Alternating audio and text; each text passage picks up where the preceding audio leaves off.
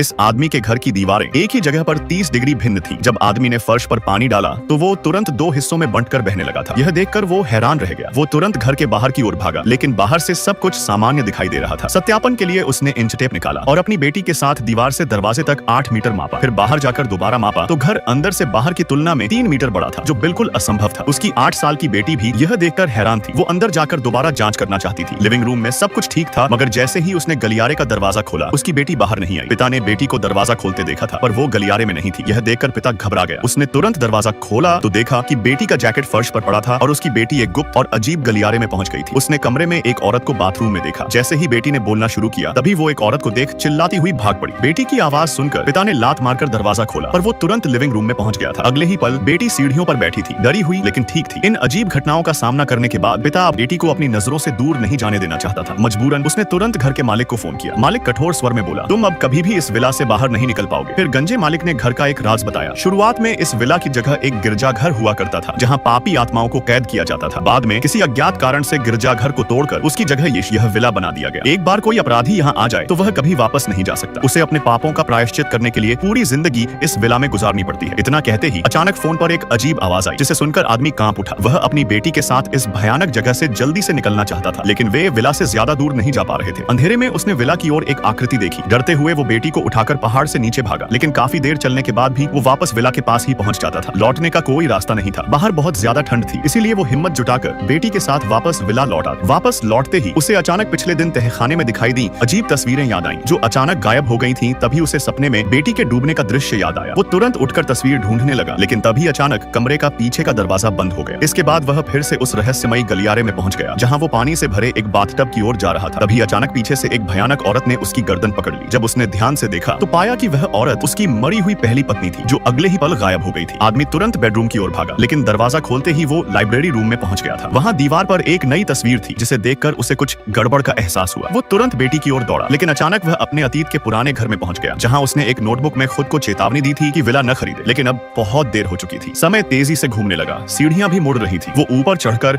अपनी बेटी तक पहुंचना चाहता था, लेकिन सीढ़ियां लगातार लंबी होती जा रही थी। फिर भी बेटी की चिंता में वो आखिरकार ऊपर पहुंच गया और बेडरूम की ओर भागा, मगर उसकी बेटी वहां नहीं थी। उसने खिड़की से अपनी पत्नी को घर लौटते देखा। तभी एक चमक के साथ वो फिर से गलियारे में पहुंच गया, जहां उसने अपने ही बूढ़े रूप को देखा। उस बूढ़े रूप ने बताया कि यह जगह उसी के लिए बनी है। आदमी अब पूरी तरह टूट चुका था। उसने अतीत में लौटकर अपनी बेटी को गाड़ी में सुला दिया। जब उसकी दूसरी पत्नी घर लौट रही थी, उसने पत्नी को सारा सच बताया। दरअसल जब उसकी पहली पत्नी पानी में डूब रही थी, उसने जानबूझकर उसकी मदद नहीं की और उसे मरने के लिए छोड़ दिया था। इस पाप के कारण अब वो इस रहस्यमयी घर में कैद हो चुका है और कभी बाहर नहीं निकल पाएगा। अंत में विला फिर से बिकने के लिए तैयार हो गया। अब किसी दूसरे पापी इंसान के आने की बारी थी।